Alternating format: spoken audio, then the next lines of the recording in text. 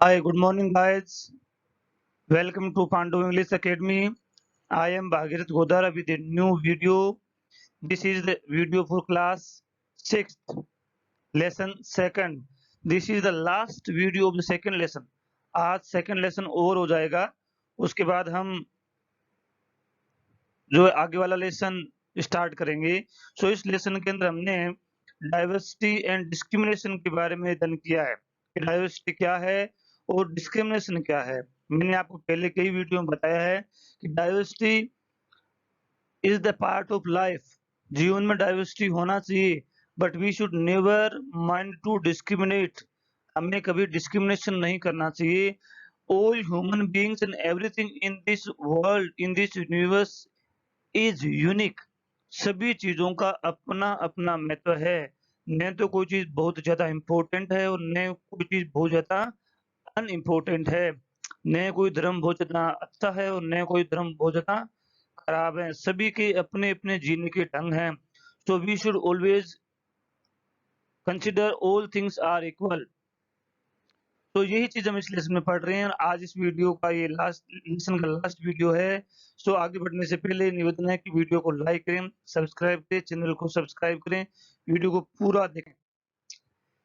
आज हम डॉक्टर भीमराव अंबेडकर के बारे में पढ़ेंगे. उनका क्या कंट्रीब्यूशन रहा हमारे कॉन्स्टिट्यूट को बिल्ड करने के अंदर. यहाँ हम भीमराव अंबेडकर के बारे में क्यों पढ़ेंगे, क्योंकि डॉक्टर भीमराव अंबेडकर जो दलित फैमिली से बिलोंग करते थे और उन्होंने अपने समय में बहुत ज्यादा इनइक्वालिटी और डिस्क्रिमिनेशन, वो भी कास्ट बेस्ड डिस्क्रिमिनेशन फेस किया.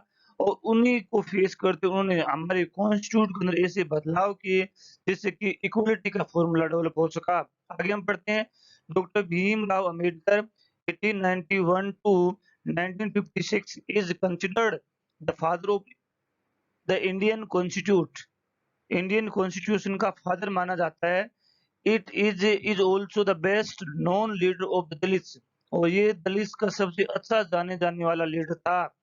Doctor Ambedkar fought for the right of the Dalit community.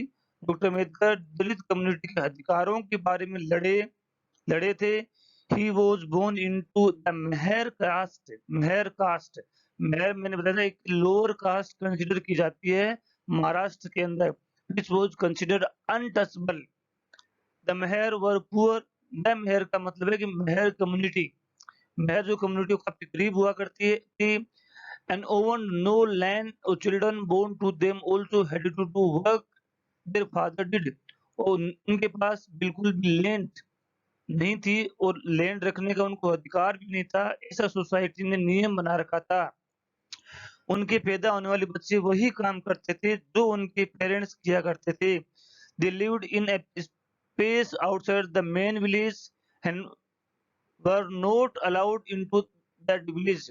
वो गांव के बाहर एक निश्चित स्थान पर रहते थे. उनको गांव की हर एक्टिविटी के अंदर सम्मिलित होने की अनुमति नहीं थी. इनको मेहर कम्युनिटी को. Doctor Ambedkar was the first person from this caste who completed his college education and went to England to become a lawyer. Doctor Ambedkar इस कम्युनिटी से पहले व्यक्ति थे जिन्होंने कॉलेज से ग्रेजुएशन की और हायर डिग्री के लिए वो इंग्लैंड लॉयर बनने के लिए गए. He encouraged Dalits to send their children to school. ही का मतलब डॉक्टर अम्बेडकर ने अपने समाज के सभी लोगों को अपने बच्चों को स्कूल भेजने के लिए प्रोत्साहित किया. Encouraged. He also urged the Dalits to take a different kind of government job in order to move out of the caste system. उन्होंने लोगों से ये भी विनती की कि आप विभिन्न तरह की सरकारी नौकरियों में अपने को प्रतिष्ठापित कीजिए ताकि आप अपने आप को समाज के इस दलदल से बाहर निकाल सको. तो इस तरह का सामाजिक जीवन अम्बेडकर का. आगे हम और पढ़ते हैं. he led many efforts of Dalit to gain entry into temples. उस समय दलित को टेंपल में एंट्री नहीं मिला करती थी, टेंपल में प्रवेश करने की अनुमति नहीं हुआ करती थी. लेकिन डॉक्टर अम्बेडकर ने अपनी कम्युनिटी को टेंपल में एंट्री करवाने के भरसक प्रयास किए. Later in life he converted to Buddhism in search for a religions. बाद में डॉक्टर अम्बेडकर ने अपने आप को बुद्ध बुद्ध धर्म में कन्वर्ट कर लिया धर्म की रिसर्च के लिए, that treated all members equally, क्योंकि बौद्ध धर्म के अंदर सभी को इक्वल कंसीडर किया जाता है, वहाँ कोई भी जाति प्रथा नहीं है। Doctor Ambedkar believed that Dalit must fight the caste system. Doctor Ambedkar का मानना था कि दलित लोगों को कास्ट सिस्टम से फाइट करना चाहिए, work toward society based on respect, और हमारे समाज के लिए कार्य करना चाहिए, नॉट जस्ट फॉर फ्यू और नॉट ए पर्सन, न कि हमें एक व्यक्ति या कुछ व्यक्तियों के लिए काम करना चाहिए, ऐसा उनका मानना था। तो डॉक्टर अम्बेडकर जो थे वो दलित फैमिली से बिलोंग करते थे। उन्होंने अपने जीवन में खुद ने, हमने कहानी भी पिछले वीडियो में पढ़ी थी, किस तरह से वो कोरेगांव जा रहे थे और वहाँ के स्टेशन मास्टर ने उनके साथ बिहेवियर किया और उनको एंट्री नहीं दी गई, और कार्टमैन थे वो उनको लेके नहीं गए। तो ये सब हमने पढ़ा है। तो ये काफ़ी डिस्क्रिमिनेशन उन्होंने फेस किया, तो उन्होंने ये देखा है। आगे हम पढ़ते हैं आज की वीडियो में, striving for equality. Striving for equality का मतलब है कि हमें इक्वालिटी के लिए हमेशा संघर्ष करते रहना चाहिए। ये नहीं है कि कॉन्स्टिट्यूट के अंदर लिख दिया गया है कि सभी लोग इक्वल है तो हम बैठ जाए, नहीं। हमें अपने इक्वालिटी के स्टैंडर्ड को मेंटेन करने के लिए हर स्तर पर प्रयास करते रहने चाहिए। So the struggle for freedom from British rule not included within it the struggle of large group of people who not only fought against the British but also fought to be treated more equally। यहाँ देखिए, the struggle for freedom from British rule से freedom लेने की जो हमने struggle किया is included within it, वो भी इसी में सम्मिलित है। The struggle of large group of people who not only fought against the British, उसमें वो लोग भी सम्मिलित हैं। ब्रिटिश से स्वतंत्रता प्राप्त करने जो स्ट्रगल था वो सिर्फ यही नहीं था कि ब्रिटिश से स्वतंत्रता प्राप्त कर ली जाए, बल्कि ये भी था जिन लोगों ने इक्वलिटी प्राप्त करने के लिए जो संघर्ष किया वो भी एक ब्रिटिश रूल या स्वतंत्रता का एक क्रम माना जाता है, जिन लोगों ने अनइक्वलिटी के अगेंस्ट में संघर्ष किया। Dalit, womens, tribals, peasants fought against the inequality they experienced in their lives। Dalit लोग, महिलाएं, ट्राइबल्स का मतलब जनजातीय लोग, और पेजेंट्स किसान जो होते हैं, सभी ने इनइक्वालिटी के सामने का फेस किया। As point out earlier, many Dalit organized themselves to gain entry into temples। पहले ये सभी दलित लोगों ने मिलकर के एक संगठन बनाया और टेंपल में एंट्री करने के प्रयास किए। Women demanded that they should have as much right to education as men did। महिलाओं ने भी इसे संघर्ष किए और इस अधिकार की मांग की कि वो भी आदमियों की तरह स्कूल में पढ़े लिखे। Peasants and tribals fought to realize themselves from the grasp of the money lenders।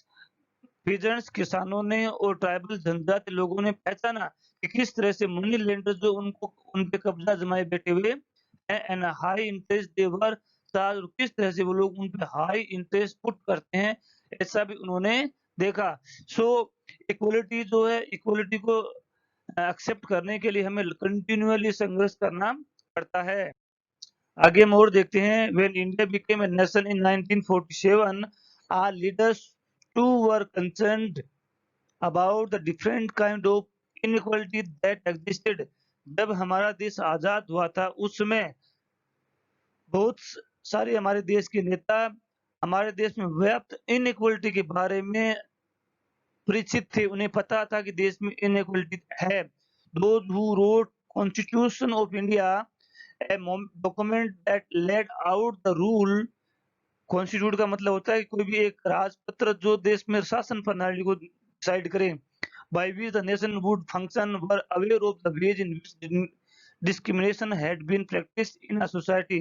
जिन लोगों ने संविधान तैयार किया उन लोगों को पता था कि हमारे देश के अंदर किस स्तर पर डिस्क्रिमिनेशन भेदभाव किया जाता है and how people had struggled against it. उनको ये भी पता था कि लोगों ने इससे ऊपर उठने के लिए किस स्तर पर स्ट्रगल किया है, कैसे लोग संघर्ष भी कर रहे हैं। Many leaders of these struggles such as Dr. Ambedkar had also fought for the rights of the Dalit। बहुत सारे लीडर जैसे कि डॉक्टर अम्बेडकर हैं, इन लोगों ने दलित के अधिकारों के लिए बहुत ज्यादा संघर्ष किया। सो ये कंटिन्यूअस स्ट्राइविंग फॉर इक्वलिटी है ना, कंटिन्यूअस संघर्ष करना पड़ता है। तो these leaders set out a vision, इन जिन लोगों ने संघर्ष किया उन लोगों ने एक विजन सेट आउट किया और गोल इन कॉन्स्टिट्यूट में ensure that all the people of the India were consider equal, सभी देश के लोग इक्वल माने जाते हैं, ऐसा उन्होंने कॉन्स्टिट्यूट में लिखा। This equality of all person is seen as a key value that unite all as an Indians. Everyone has equal rights and opportunities. Equality is seen the freedom of to practice and follow their religions without any fear of discrimination. Untouchability is seen the freedom. Untouchability is seen the freedom of practice and follow the religions without fear of an discrimination. This is seen as important element of our society, है ना। Freedom जो है वो हमारे समाज का एक important part है, एलिमेंट है। That we all live together and respect each other, कि हम सभी लोगों एक साथ में रहें और एक दूसरे का रेस्पेक्ट करें, ऐसा है।